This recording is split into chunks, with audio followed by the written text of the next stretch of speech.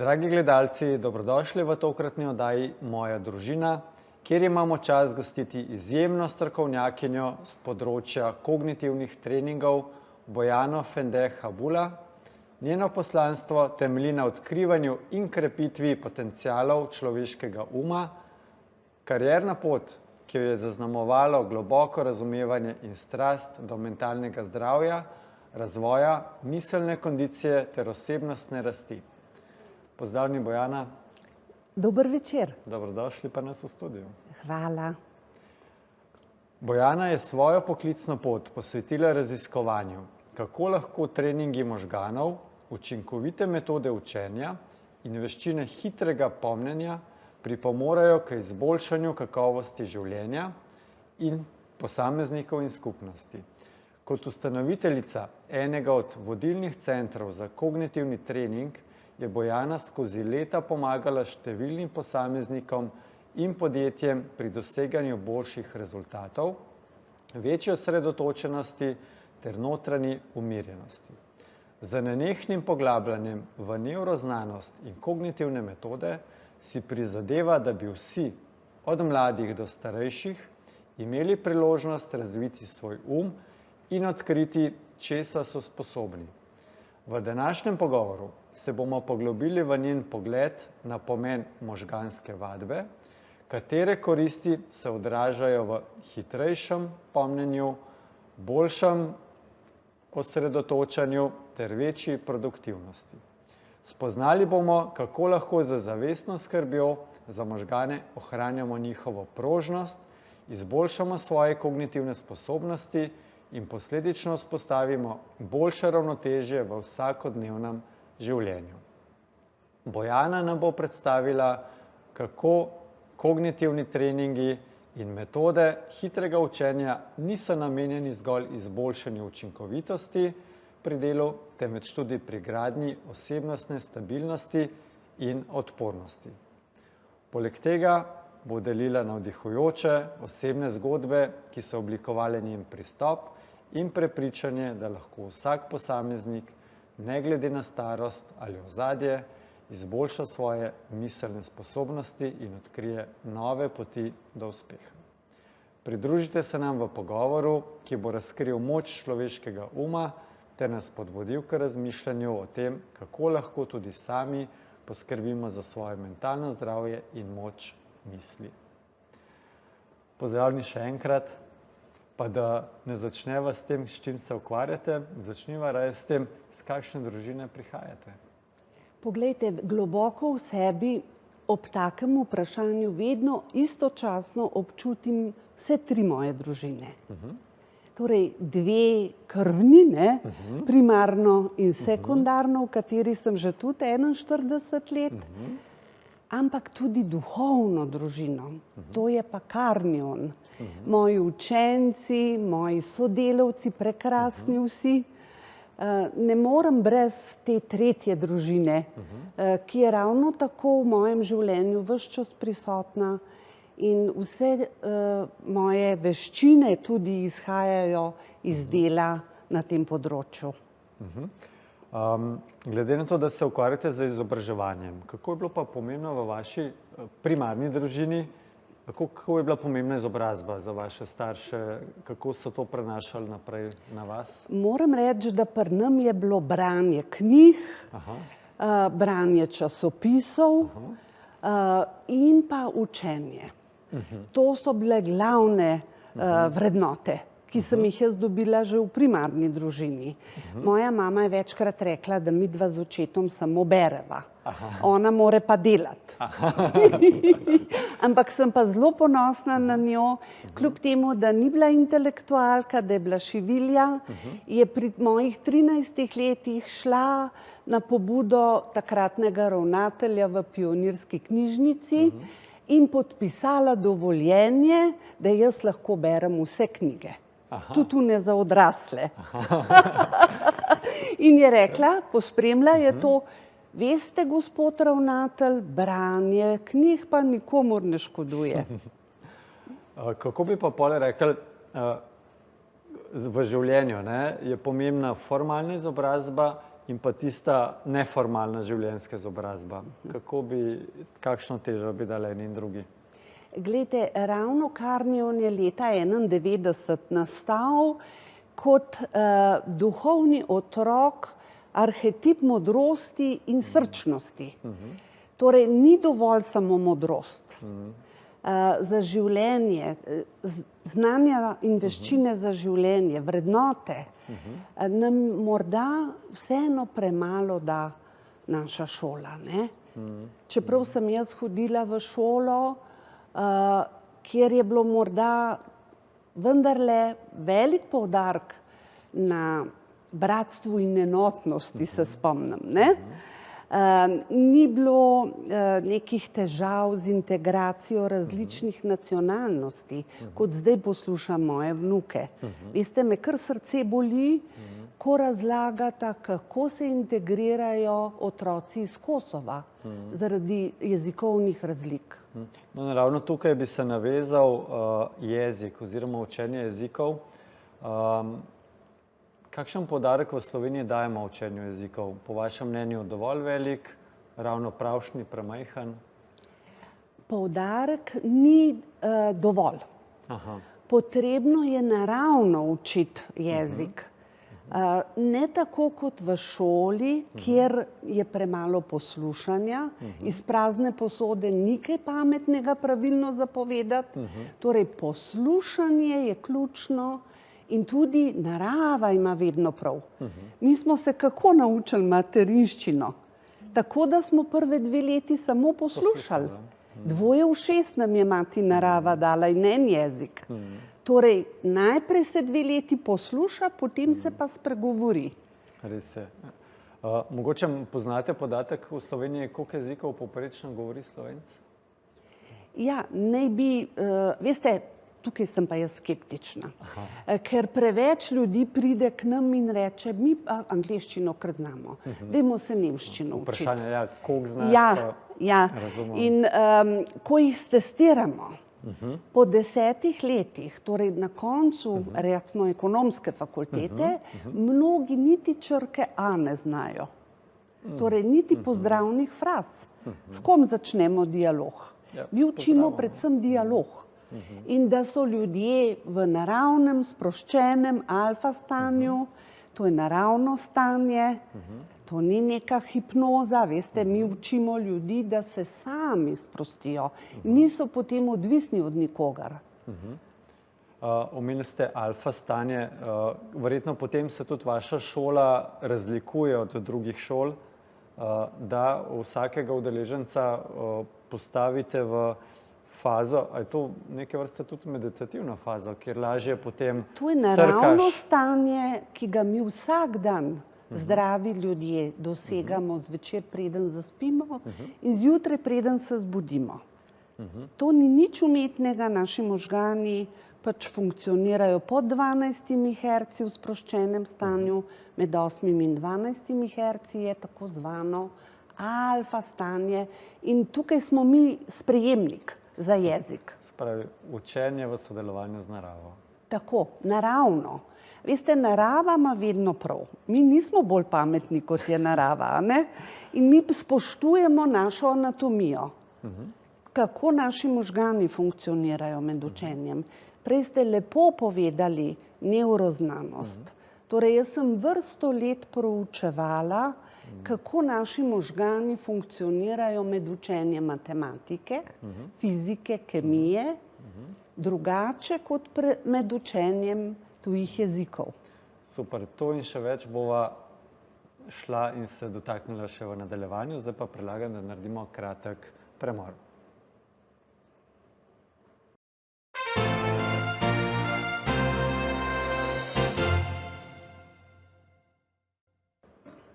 Dobrodošli nazaj v oddaji Moja družina.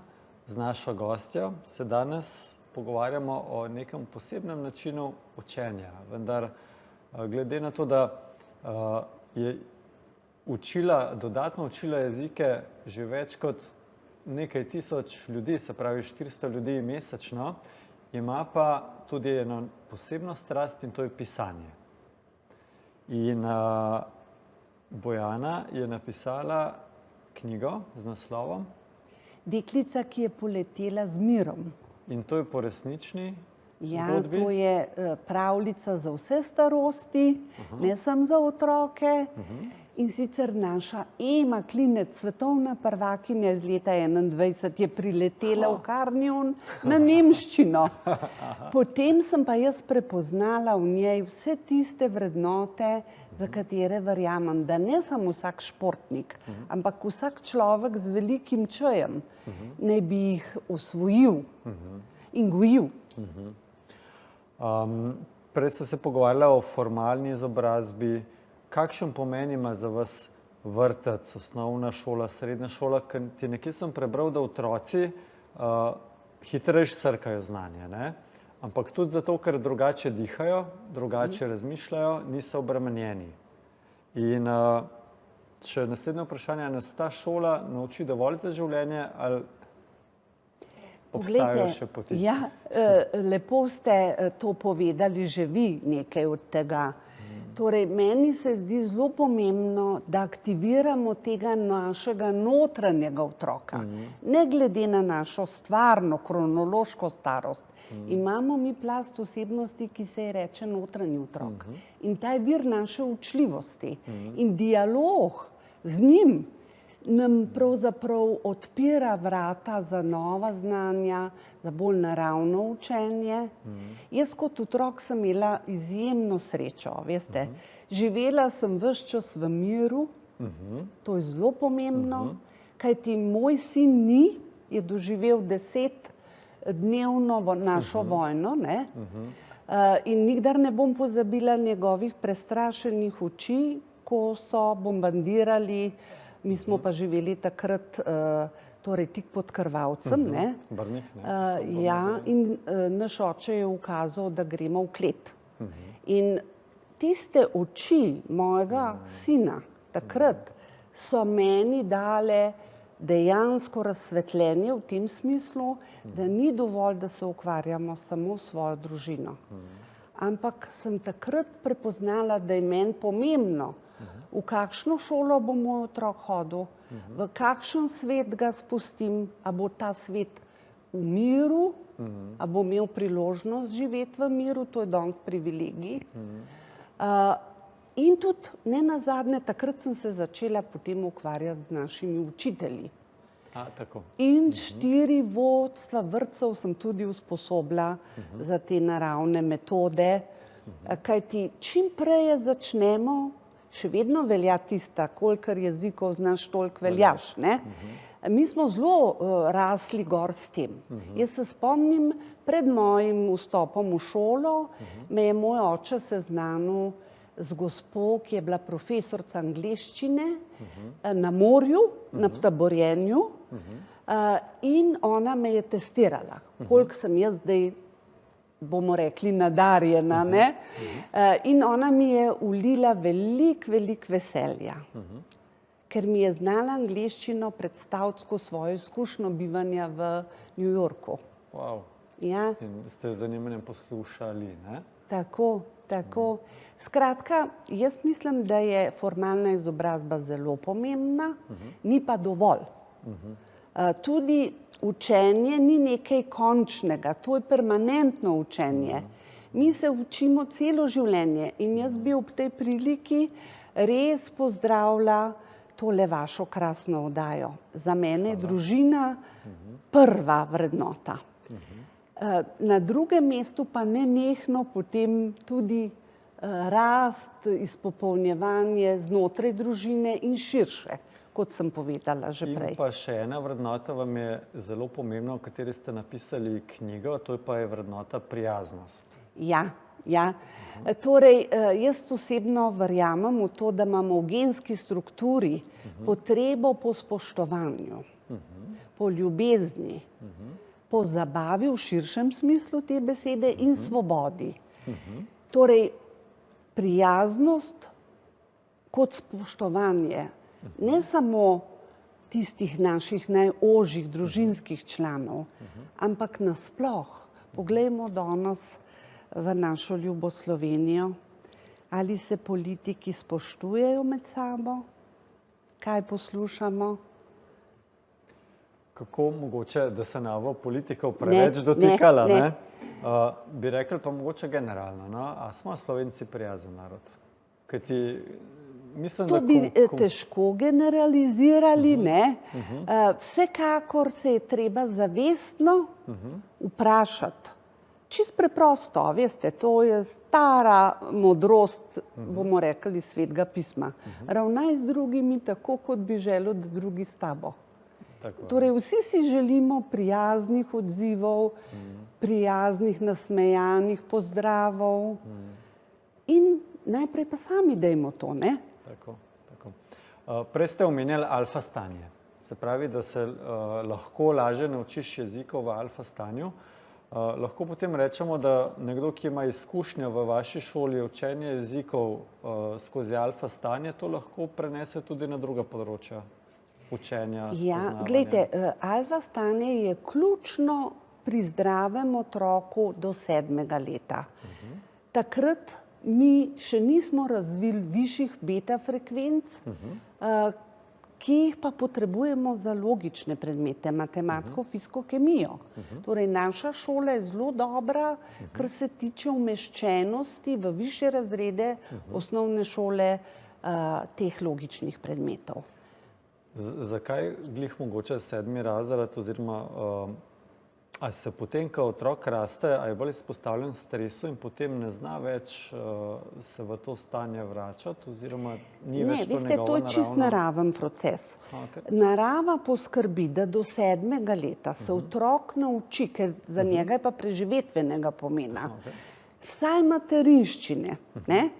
Pri modrih starših že kaj več, ker takrat smo naravno sprejemnik za jezik.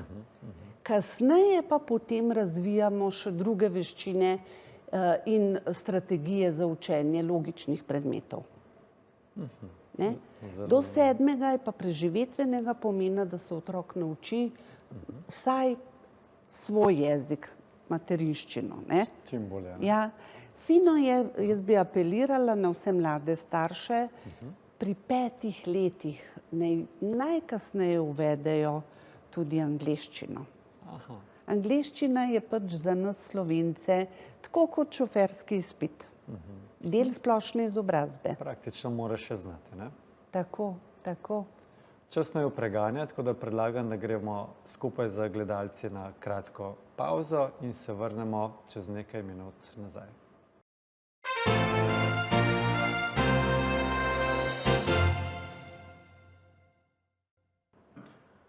Dobrodošli nazaj v oddaji Moja družina. Danes je z nami prav posebna gostja. Pogovarjali smo se o jezikih, o knjigi, o prijaznosti, o alfa stanju.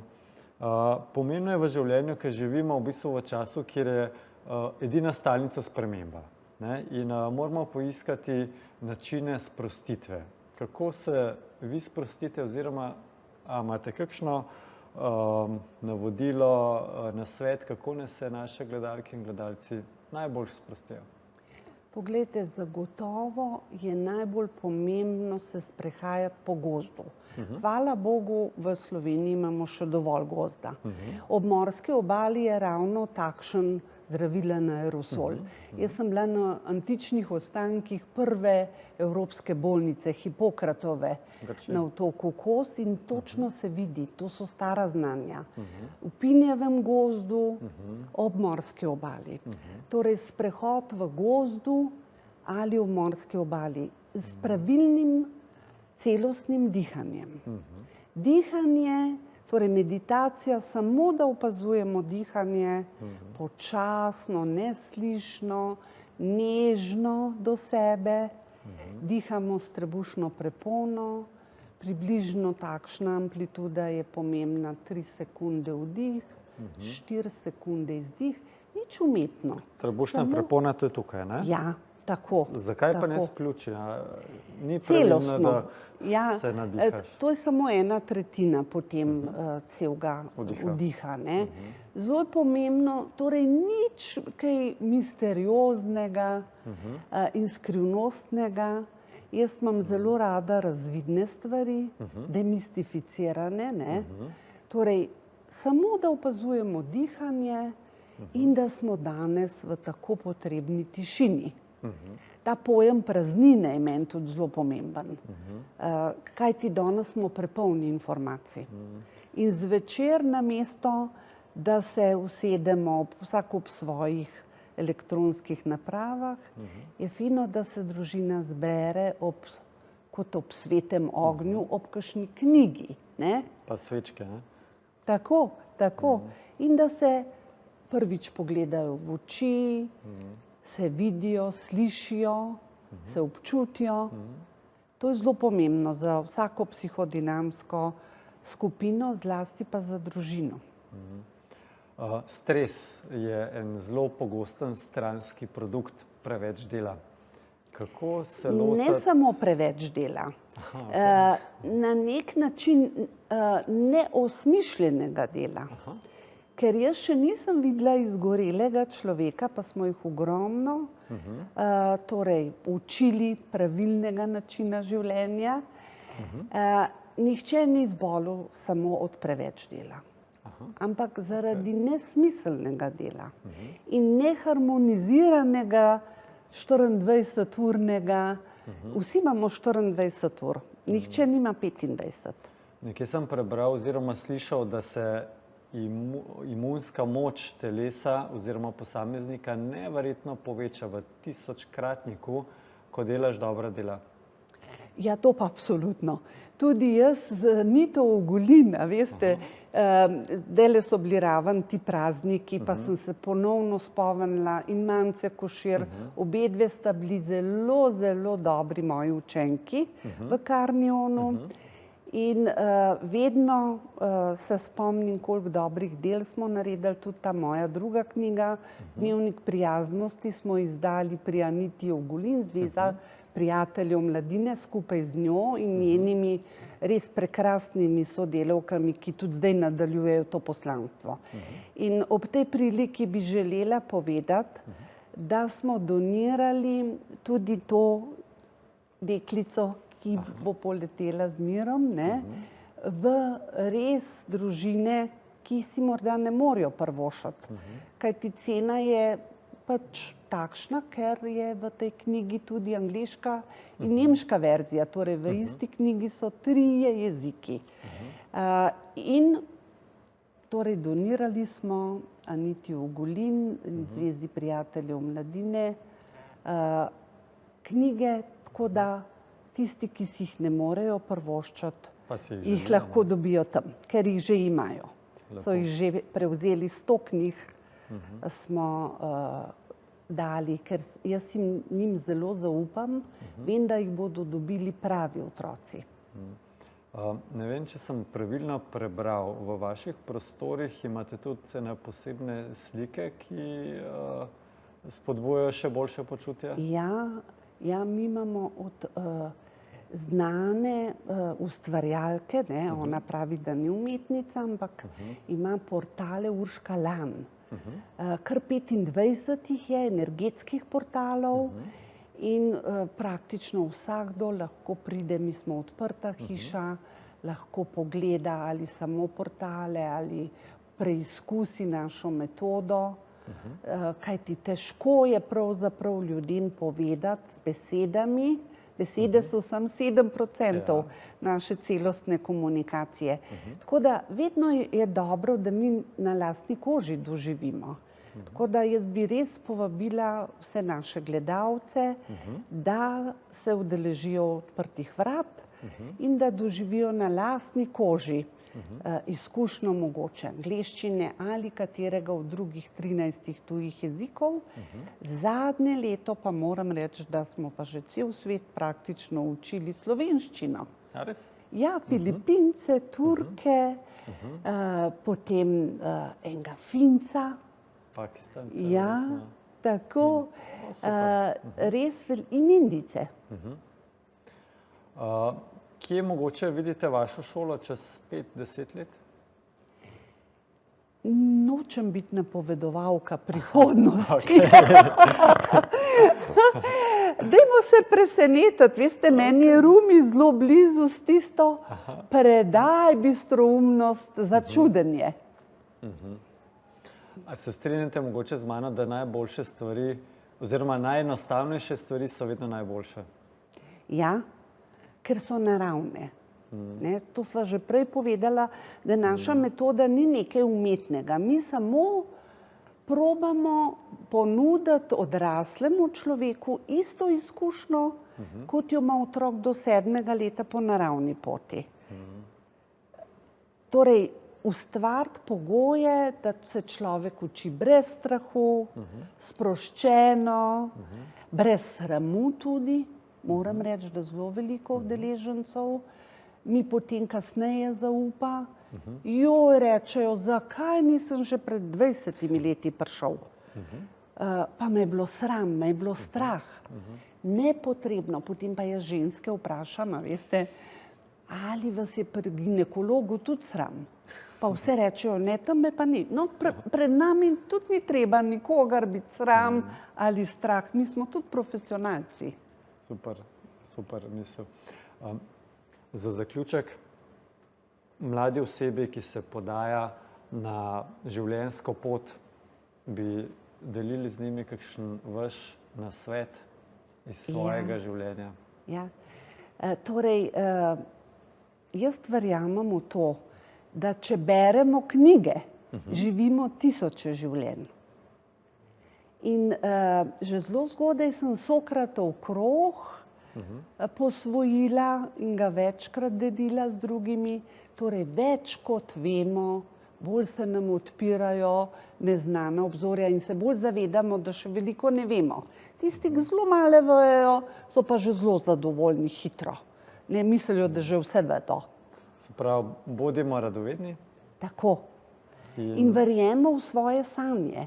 Kajti 91. leta, takoj po tisti 10-dnevni vojni, sem jaz skupaj z mojim možem, s katerim sva že 41 let, torej družina je zelo pomembna,